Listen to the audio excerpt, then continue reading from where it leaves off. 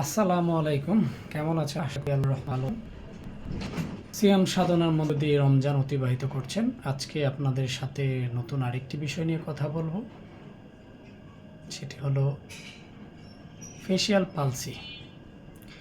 Facial palsy কি, কেন হয়, এর কিছু লক্ষণ এবং চিকিৎসা। প্রথমে জানব ফেশিয়াল পালসি কি।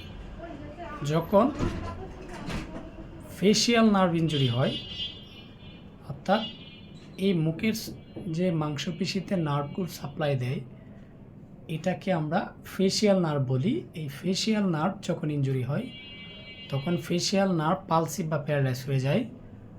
তখন এটাকে ফেশিয়াল পালসি বা ফেশিয়াল মাসেল প্যারালাইসিস বলে। এটা হওয়ার কারণ কি? এটা যখন আমরা লং টাইম টেবিল ফ্যানের বাতাস মুখের মধ্যে দেই বা মাথার খুব কাছাকাছি রাখি, তখন হতে পারে।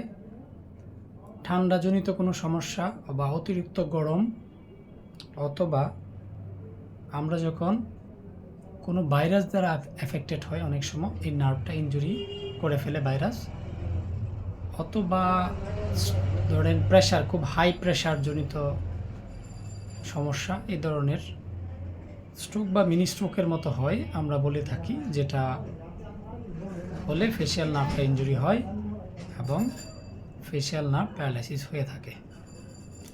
হলে কি করবেন? প্রথমত জানতে হবে এটা যে ফেশিয়াল পালসি, এটা হলে বুঝবেন কি করে। প্রথমত দেখবেন হচ্ছে আপনার এই মুখ এক পাশ চলে যাবে, যে পাশে ইনজুরি হবে এর বিপরীত পাশে চলে যাবে, টেনে ধরে মুখটা বাঁকা হয়ে যাবে। চোখটা, আমরা বলি চোখ যখন লাগাইতে চাইবেন তখন চোখটা ফুল ক্লোজ হবে না, ওপেন থাকবে এবং চোখ দিয়ে পানি পড়বে। এই মোটামুটি এগুলা দেখলে আপনি। আরেকটা বিষয় হচ্ছে, যখন আপনি মুখে পানি নেবেন, পানি ধরে রাখতে পারবেন না, এক পাশ দিয়ে পড়ে যাবে। এই সময় কিছু সমস্যাগুলো দেখা যায়। এখন এটা কি করবেন? আপনাকে অবশ্যই প্রথম এই অবস্থায় আপনাকে একজন নিউরো মেডিসিন চিকিৎসকের কাছে যাবেন। এটা হতে পারে যে কোনো জেলা স্বাস্থ্য সদর হসপিটালে পাবেন, অথবা মেডিকেল কলেজ,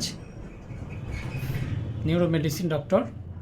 প্রথমে ওনার কাছে যাবেন, উনি আপনাকে ডায়াগনোসিস করে আপনাকে মেডিসিন প্রেসক্রাইব করে দিবেন।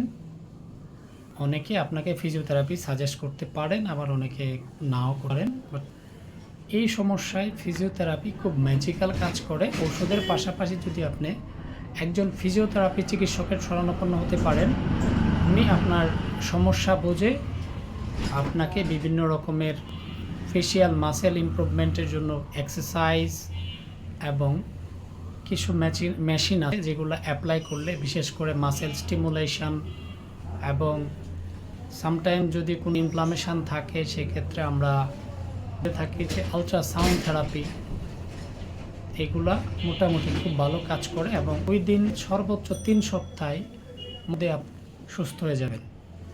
আশা করি আপনাদের যদি কারো এরকম ফেশিয়াল পালসি হয়, অবশ্যই একজন চিকিৎসকের পরামর্শ অনুযায়ী আপনি ফিজিওথেরাপি চিকিৎসা নেবেন, সুস্থ হয়ে যাবেন আশা করি।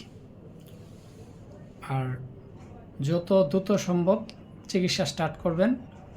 যদি অবহেলা করেন তাহলে একটু ভুলের জন্য সারা জীবন আপনার ফেস আর নর্মাল আসবে না। সো এইসব বিষয়গুলো একটু গুরুত্ব সহকারে দেখবেন আশা করি। ওকে, ভালো থাকবেন। ধন্যবাদ। আমার ভিডিও যদি ভালো লাগে লাইক, কমেন্ট, শেয়ার করবেন, আপনার প্রিয় মানুষকে জানিয়ে দিবেন। ধন্যবাদ।